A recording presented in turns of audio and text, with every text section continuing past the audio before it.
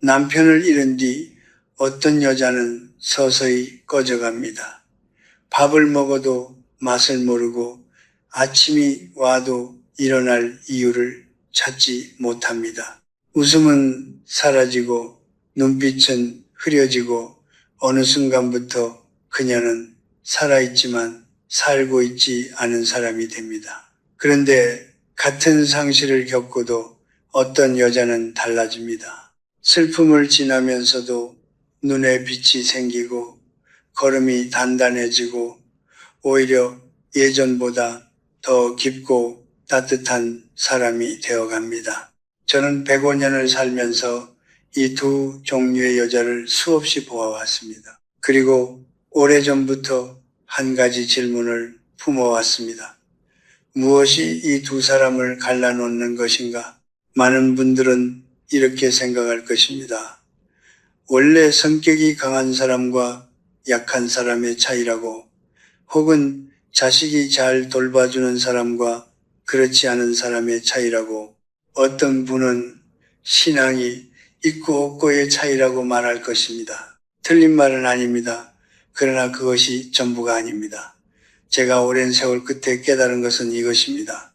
남편을 잃은 뒤 무너지는 여자와 빛나는 여자의 차이는 남편이 있을 때 이미 결정되어 있었다는 것입니다. 저는 한 가지 불편한 진실을 먼저 말씀드리고 싶습니다. 우리 사회에서 여자는 오랫동안 자신을 누군가를 통해 정의하도록 교육받아 왔습니다. 누구의 아내, 누구의 어머니, 누구의 며느리, 그 역할을 충실히 해내는 것이 미덕이었고 그것이 곧 자신의 존재 가치라고 믿어왔습니다. 그리고 그 믿음은 대부분의 경우 틀리지 않은 삶을 만들어 주었습니다. 남편이 살아있는 동안에는. 그러나 남편이 먼저 세상을 떠나는 순간 그 구조 전체가 흔들립니다. 아내라는 역할이 사라지면 그 역할로만 이루어진 자아도 함께 무너집니다. 이것은 남편을 잃은 슬픔과는 다른 종류의 고통입니다. 사랑하는 사람을 잃은 비통함 위에 자기 자신을 잃은, 제가 50대 초반에 가르쳤던 학생 중에 한 여성이 있었습니다. 총명하고 따뜻한 사람이었습니다. 그녀는 졸업 후 결혼을 했고 남편과 함께 조용하고 단정한 삶을 꾸렸습니다. 저는 가끔 그녀의 소식을 들었습니다. 순난 아이를 낳았다고, 남편이 사업을 한다고, 작은 행복들을 쌓아가고 있다고. 그런데 어느 해 봄 그녀의 남편이 갑작스러운 병으로 세상을 떠났다는 소식을 들었습니다. 저는 조문을 갔습니다. 그녀는 장례식장에서 무너지지 않으려 애쓰는 얼굴로 서 있었습니다. 눈물도 없었습니다. 그냥 굳어 있었습니다. 그 뒤로 그녀는 모든 연락을 끊었습니다. 동창 모임에 나오지 않았습니다. 오래된 친구들의 전화도 받지 않았습니다. 자녀들이 와서 함께 살자고 해도 거절했습니다. 그녀는 혼자 집안에 머물렀습니다. 커튼을 치고 텔레비전도 켜지 않고 그냥 가만히 앉아 있었습니다. 처음에 사람들은 그것을 슬픔이라고 했습니다. 시간이 지나면 나아질 것이라고 했습니다. 그러나 1년이 지나도 2년이 지나도 그녀는 변하지 않았습니다. 오히려 점점 더 깊은 곳으로 가라앉았습니다. 저는 나중에 그녀를 찾아갔습니다. 오랜 시간 대화를 나눴습니다. 그녀는 이렇게 말했습니다. 사람들을 만나면 남편 얘기를 안 할 수가 없어요. 그러면 또 울게 되고 또 위로를 받게 되고 그게 너무 싫어요. 차라리 혼자 있는 게 편해요. 저는 그 말을 듣고 한참 침묵했습니다. 그리고 말했습니다. 그 편안함이 당신을 죽이고 있습니다. 고독에는 두 가지 종류가 있습니다. 하나는 스스로를 들여다보기 위한 고독입니다. 이것은 사람을 깊게 만듭니다. 철학자들이 말하는 고독, 수도자들이 말하는 침묵, 새벽에 혼자 앉아 삶을 정리하는 시간, 이런 고독은 영혼을 단단하게 합니다. 그러나 또 하나의 고독이 있습니다. 상처가 두려워서 세상으로부터 숨는 고독입니다. 이것은 겉으로는 평화처럼 보이지만 실제로는 서서히 자신을 지우는 행위입니다. 불행해진 여자들 대부분은 두 번째 고독을 선택합니다. 인간은 사회적 존재입니다. 이것은 감상적인 말이 아니라 생물학적 사실입니다. 사람은 다른 사람과 연결될 때 뇌에서 옥시토신이 분비되고 고립될 때는 코르티솔, 스트레스, 호르몬이 지속적으로 증가합니다. 사회적 고립이 하루 담배 15개비를 피우는 것만큼 건강에 해롭다는 연구. 남편의 장례를 치르고 며칠이 지난 뒤 어떤 여자들은 거울 앞에 섭니다. 그리고 처음으로 낯선 감각을 느낍니다. 거울 속 얼굴은 분명 자신인데 그 사람이 누구인지 모르겠다는 감각. 주름도 익숙하고 눈빛도 익숙한데 어딘가 근본적인 무언가가 빠져 있는 것 같은 느낌. 저는 그것을 직접 들었습니다. 한 여성이 저에게 이렇게 말했습니다. 교수님, 저는 거울을 볼 수가 없어요. 거기 있는 사람이 제가 아닌 것 같아서요. 저는 그 말이 오랫동안 마음에 남았습니다. 그녀는 자신을 잃은 것이 아니었습니다. 사실은 처음부터 자신을 가진 적이 없었던 것입니다. 우리가 살아온 시대를 한번 생각해 보십시오. 제가 젊었던 시절 여자의 삶은 거의 예외 없이 하나의 방향으로 흘렀습니다. 좋은 남자를 만나 결혼하고 아이를 낳고 가정을 지키는 것, 그것이 여자로서의 완성이었습니다. 개인의 꿈이나 내면의 욕구는 그 구조 안에서 자연스럽게 뒤로 밀려났습니다. 그리고 대부분의 여성들은 그것을 희생이라고 부르지도 않았습니다. 그냥 삶이라고 불렀습니다. 그렇게 수십 년이 흘렀습니다. 그리고 어느 날 아침 남편이 사라졌습니다. 그 순간 평생 뒤로 밀려있던 질문이 갑자기 앞으로 나섭니다. 그래서 나는 누구인가? 이 질문은 잔인합니다. 왜냐하면 이 질문을 가장 깊이 받아야 할 시간에 사람은 가장 약해져 있기 때문입니다. 슬픔과 피로와 공허함이 겹쳐진 상태에서 철학적 자아 탐구를 하라는 것은 너무 가혹하게 느껴질 수 있습니다. 저도 압니다. 그러나 저는 이렇게 말씀드리고 싶습니다. 이 질문을 피하는 여자는 결국 불행해집니다. 이 질문을 붙드는 여자는 결국 빛나게 됩니다.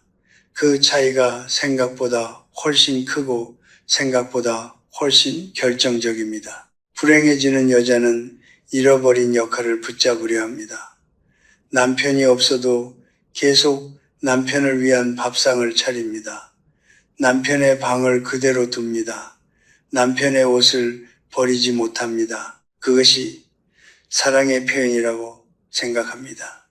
그러나 실제로는 그것은 자신이 아직 아내라는 역할 속에 머물고 싶다는 무의식적인 집착입니다. 역할이 사라지면 내가 사라진다는 두려움, 그 두려움이 그녀를 과거에 묶어둡니다. 시간은 흐르는데 그녀만 멈춰 있습니다. 그리고 멈춰 있는 사람은 결국 세상으로부터 멀어집니다. 반면 빛나는 여자는 다른 질문을 합니다. 이제 나는 어떤 사람이 될 수 있을까?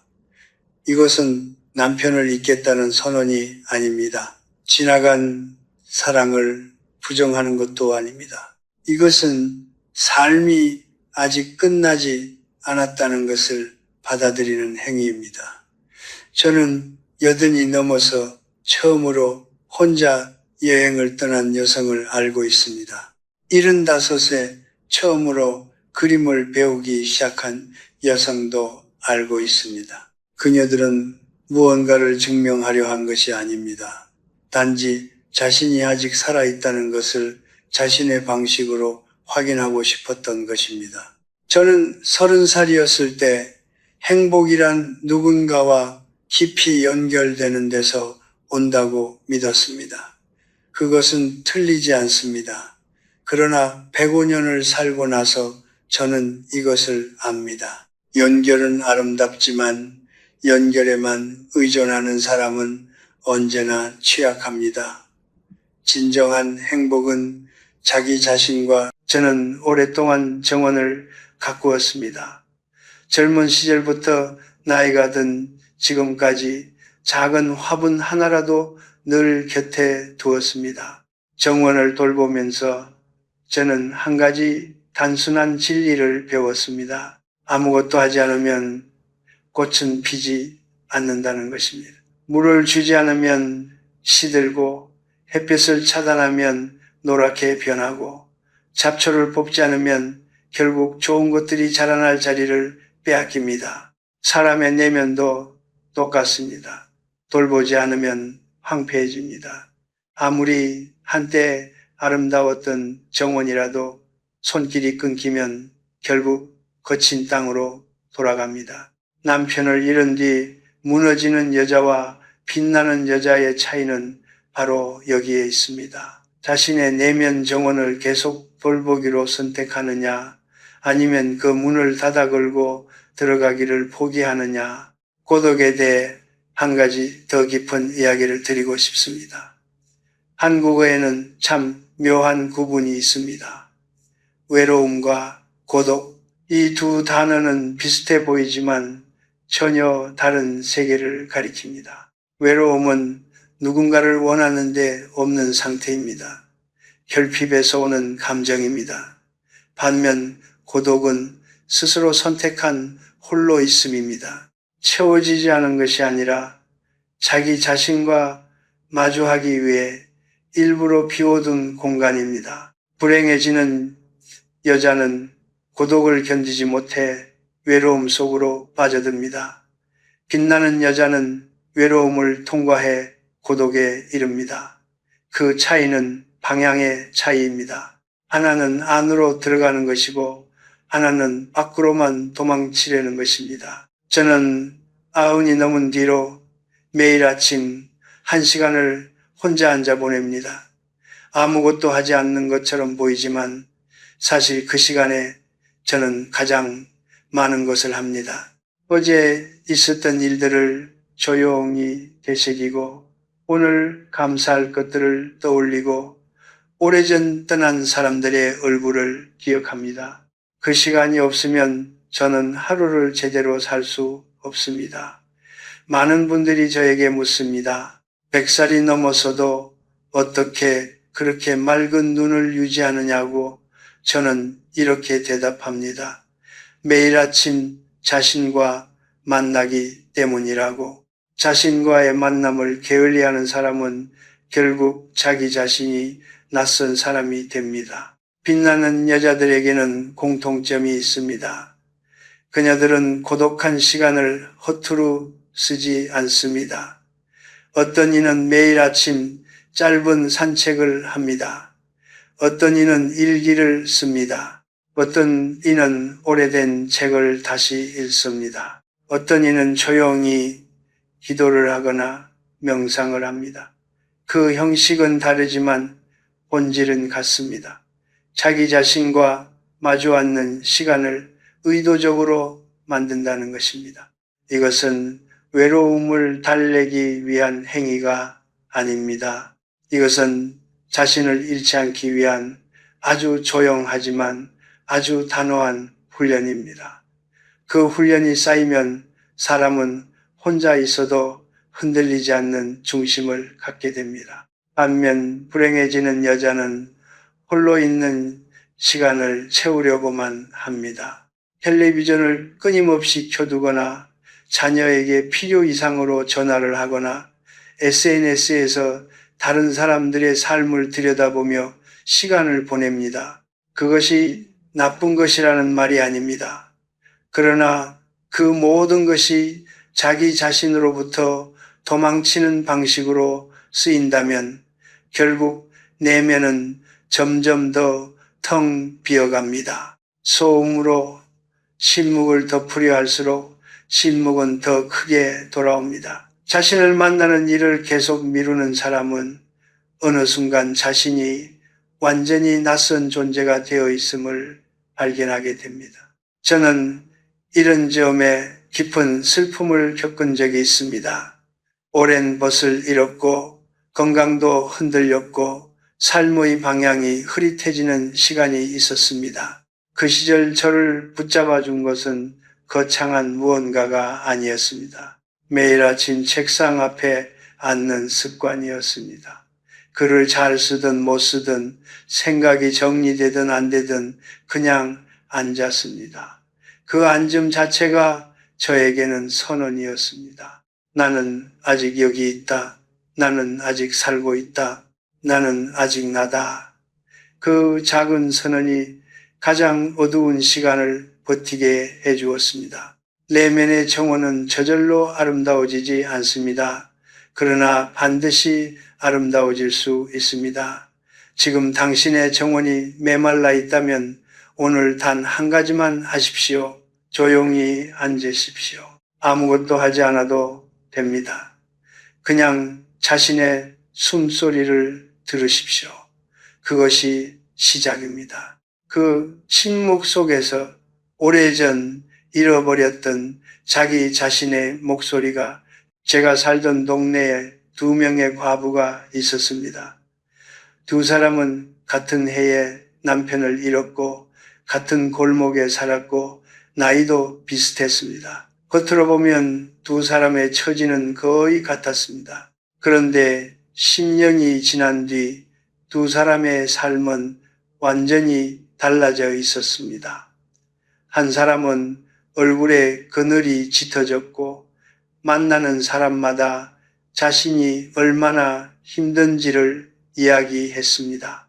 남편이 일찍 떠났다고, 자식들이 제대로 돌봐주지 않는다고, 세상이 자신에게만 가혹하다고, 그녀의 말 속에는 언제나 원망이 배어 있었습니다. 반면 다른 한 사람은 달랐습니다. 그녀도 외로웠고 그녀도 슬펐습니다. 그러나 그녀는 이렇게 말했습니다. 그이와 함께한 시간이 있었으니 저는 운이 좋은 사람이에요.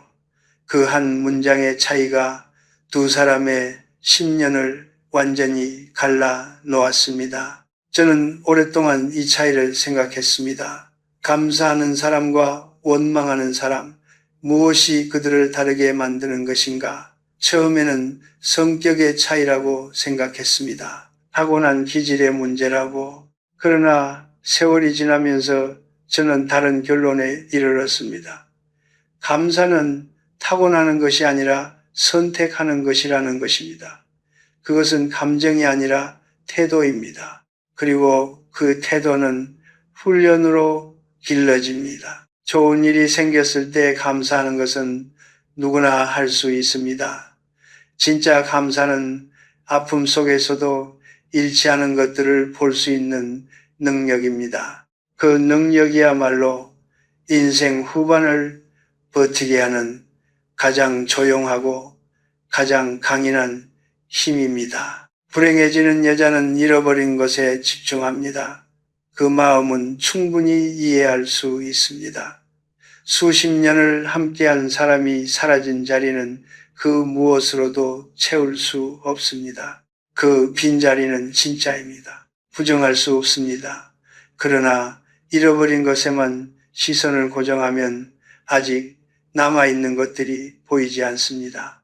아직 살아있는 자녀들, 아직 따뜻한 햇살, 아직 피어있는 꽃 한 송이, 아직 자신의 몸 안에서 뛰고 있는 심장, 이것들이 사소해 보일 수 있습니다. 그러나 저는 압니다. 죽음의 문턱에 선 사람들이 가장 그리워하는 것은 거창한 성공이나 화려한 순간이 아닙니다. 평범한 아침, 소박한 밥 한 끼, 누군가의 온기, 바로 그런 것들입니다. 감사는 과거를 미워하는 것이 아닙니다. 저는 이 점을 분명히 말씀드리고 싶습니다. 감사한다는 것이 모든 것이 좋았다는 뜻이 아닙니다. 남편과의 세월 속에 힘들었던 날도 있었을 것입니다. 다 됐던 날도 있었을 것이고 서운했던 날도 있었을 것입니다. 감사는 그것들을 지우는 것이 아니라 그럼에도 불구하고 그 시간이 내 삶의 일부였다는 것을 인정하는 것입니다. 좋은 것도 나쁜 것도 포함해서 그 모든 것이 지금의 나를 만들었다는 것을 받아들이는 것입니다. 그 수용이 이루어질 때 사람은 비로소 과거에 붙들리지 않고 앞으로 걸어갈 수 있게 됩니다. 심리학자들의 연구에 따르면 매일 감사한 것 3가지를 기록하는 사람은 그렇지 않은 사람보다 삶의 만족도가 현저히 높고 우울증 발생률이 낮으며 신체 건강도 더 양호하게 유지된다고 합니다.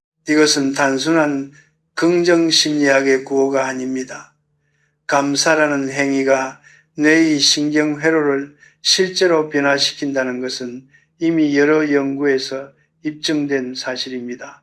우리가 무엇에 주의를 기울이느냐가 우리의 뇌를 형성하고 우리의 뇌가 세상을 보는 방식을 결정합니다. 원망에 집중하는 사람의 뇌는 점점 더 원망할 것들을 찾아냅니다. 감사에 집중하는 사람의 뇌는 점점 더 감사할 것들을 발견합니다. 어떤 방향으로 훈련하느냐에 따라 같은 현실이 전혀 다른 삶이 됩니다. 빛나는 여자들은 원망을 모르는 사람들이 아닙니다. 그녀들도 억울한 밤이 있었고 분노가 치밀어 오르는 새벽이 있었습니다. 그러나 그녀들은 그 감정에 지배당하는 것을 거부했습니다. 원망은 들어오더라도 그것이 집주인이 되는 것을 허락하지 않았습니다. 그리고 그 자리에 조용히 다른 것을 드렸습니다. 감사. 그것이 거창할 필요는 없습니다.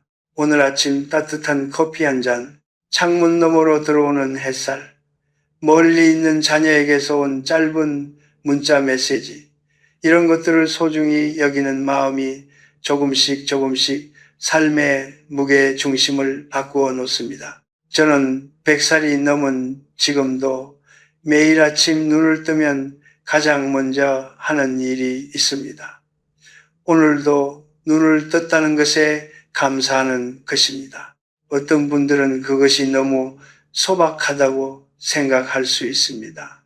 그러나 저는 압니다. 그 소박한 감사 하나가 하루 전체의 색깔을 바꿉니다. 제가 100살이 넘어서도 매일 아침 책상 앞에 앉는 이유가 있습니다.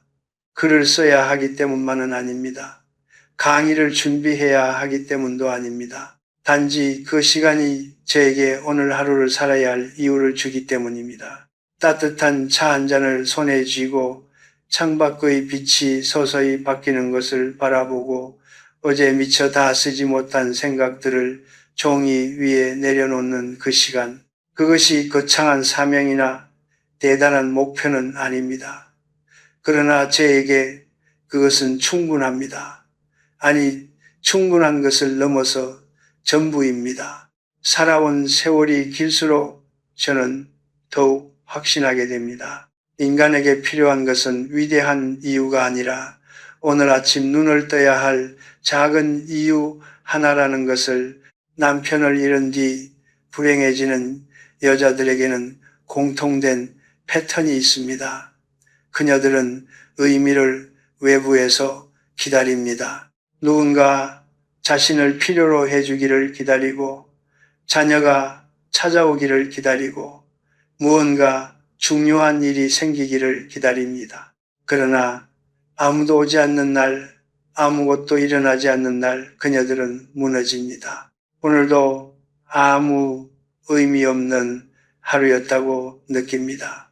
그리고 그 느낌이 반복될수록 삶은 점점 더 무거워집니다. 기다림은 사람을 수동적으로 만들고 수동적인 사람은 결국 삶의 주인이 되지 못합니다. 의미는 오는 것이 아닙니다. 찾는 것입니다. 그리고 더 정확히 말하면 만드는 것입니다. 저는 60 중반에 오랜 친구를 하나 잃었습니다. 그 친구는 평생을 가족을 위해 살았던 여성이었습니다. 자녀들이 모두 독립하고 남편마저 먼저 떠나고 그녀는 갑자기 아무도 필요로 하지 않는 사람이 되었습니다. 그녀는 저에게 이렇게 말했습니다. 내가 사라져도 아무도 모를 것 같아요. 나는 이제 아무것도 아닌 것 같아요. 저는 그 말에 오랫동안 마음이 무거웠습니다. 그리고 그녀에게 한 가지를 권했습니다. 내일 아침 화분 하나를 사서 집 안에 두라고, 그리고 매일 물을 주라고, 단 그것만 하라고. 한 달 뒤 그녀가 연락을 해왔습니다. 교수님, 오늘 꽃봉오리가 생겼어요. 그 목소리에는 몇 달 만에 처음으로 생기가 있었습니다. 화분 하나가 그녀에게 아침마다 일어나야 할 이유를 준 것입니다. 의미는 크기와 관계가 없습니다. 저는 이것을 오랜 세월을 살면서 깊이 깨달았습니다. 노벨상을 받은 학자가 느끼는 삶의 의미와 매일 아침 손자에게 전화를 거는 할머니가 느끼는 삶의 의미는 크기가 다를지언정 무게는 같습니다. 아니, 어떤 면에서는 후자가 더 깊습니다. 왜냐하면 그것은 매일 반복될 수 있기 때문입니다. 위대한 업적은 한 번이지만 작은 의미는 매일 아침 새롭게 태어납니다. 빛나는 여자들은 그것을 압니다. 그녀들은 삶의 의미를 멀리서 찾지 않습니다. 바로 지금 바로 여기 아주 가까운 곳에서 발견합니다. 텃밭을 일구는 할머니가 있습니다. 상추 몇 포기, 고추 몇 그루, 토마토 한 줄기, 매일 아침 물을 주고 잡초를 뽑고 새잎이 돋는 것을 확인합니다. 그 할머니에게는 내일 아침 일어나야 할 이유가 있습니다. 어제보다 조금 더 자란 토마토를 보아야 하기 때문입니다. 그것이 소박하다고 생각하십니까? 저는 그렇게 생각하지 않습니다. 그것은 삶을 살아가는 가장 오래되고 가장 인간적인 방식입니다. 인류는 오래전부터 땅을 일구며 내일을 기다려왔습니다. 씨앗을 심는 사람은 반드시 내일을 믿는 사람입니다. 그리고 내일을 믿는 사람은 오늘을 견딥니다. 책 한 권도 충분합니다. 오래전 읽었지만 다시 펼치고 싶었던 소설, 한 번도 읽어보지 못했던 시집, 젊은 시절 어렵게만 느껴졌던 철학서, 그것을 천천히 읽어가는 시간이 하루의 중심이 될 수 있습니다. 저는 이제 105년을 살았습니다. 그 세월 속에서 저는 수많은 탄생과 수많은 죽음을 보았습니다. 전쟁을 보았고, 폐허 위의 도시가 다시 세워지는 것을 보았고, 굶주림과 번영이 교차하는 시대를 온몸으로 통과했습니다. 그리고 그 모든 것을 지나면서 저는 한 가지 사실을 거듭 확인했습니다. 인간은 생각보다 훨씬 강하다는 것입니다. 특히 여자는 그렇습니다. 저는 전쟁 속에서 가족을 지킨 여자들을 보았습니다. 가난 속에서 자녀를 키워낸 여자들을 보았습니다. 그리고 사랑하는 사람을 잃고도 다시 일어선 여자들을 보았습니다. 그녀들이 특별히 강하게 태어난 것이 아닙니다. 그녀들은 그저 다른 선택을 했을 뿐입니다. 무너지는 것을 선택하지 않았을 뿐입니다. 오늘 이 영상을 보고 계신 분 중에 지금 남편을 잃은 슬픔 속에 계신 분이 있을 것입니다. 혹은 언젠가 올 그날을 막연히 두려워하고 계신 분도 있을 것입니다. 저는 그 두려움을 가볍게 여기지 않습니다. 그것은 진짜 두려움입니다. 오랜 세월을 함께한 사람을 잃는다는 것은 삶의 절반이 사라지는 것처럼 느껴지는 일입니다. 그 고통을 부정하거나 빨리 극복하라고 말하려는 것이 아닙니다. 저는 단지 이것을 말씀드리고 싶습니다. 그 고통이 당신의 마지막 이야기가 될 필요는 없다는 것입니다.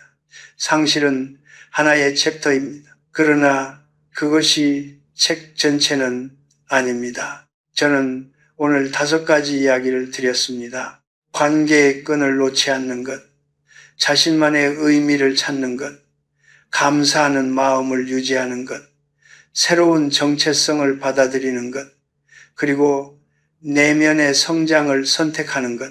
이 5가지는 어느 날 갑자기 완성되는 것이 아닙니다. 매일 아침 아주 조금씩 아주 작은 선택들이 쌓여서 만들어지는 것입니다. 사람들은 종종 변화를 거대한 결심으로 생각합니다. 그러나 진짜 변화는 소리 없이 옵니다. 매일 아침 조용히 앉는 것, 오늘 감사한 것 하나를 떠올리는 것, 오래된 친구에게 짧은 안부를 전하는 것, 이런 것들이 모여서 어느 날 문득 자신이 달라져 있음을 발견하게 됩니다. 빛나는 여자와 꺼져가는 여자의 차이는 재능의 차이도 운명의 차이도 아닙니다. 그것은 매일의 선택이 쌓인 결과입니다. 오늘 하루 자신에게 조금 더 친절했는지, 오늘 하루 세상을 향해 조금 더 열려 있었는지, 오늘 하루 지나간 것들에 감사할 수 있었는지, 이 작은 질문들에 어떻게 답하느냐가 결국 남은 인생의 방향을 결정합니다. 그리고 저는 압니다. 지금 이 영상을 끝까지 보고 계신 분이라면 이미 그 선택을 향해 걸어가고 있다는 것을 찾고자 하는 사람은 이미 절반은 찾은 것입니다. 제 나이 또래의 사람들을 보면 가장 후회하는 것이 무엇인지 알 수 있습니다. 더 많은 것을 갖지 못한 것을 후회하는 사람은 거의 없습니다. 더 많이 사랑하지 못한 것, 더 오래 머물지 못한 것, 더 깊이 자신을 들여다보지 못한 것을 후회합니다. 그리고 가장 많이 듣는 말은 이것입니다. 좀 더 일찍 알았더라면. 저는 오늘 여러분께 그 기회를 드리고 싶습니다. 지금 이 순간이 더 일찍 아는 그 순간이 되기를 바랍니다. 오늘이 남은 인생에서 가장 이른 날이기 때문입니다. 인생의 후반부는 잃어가는 시간이 아닙니다. 저는 그것을 확신합니다.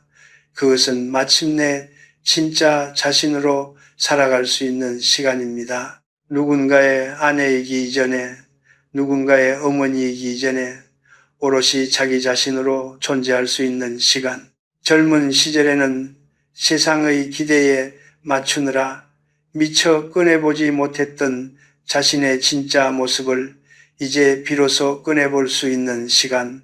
어떤 의미에서 인생의 후반부는 처음으로 자유로워지는 시간입니다. 그 자유를 슬픔으로 덮어버리기에는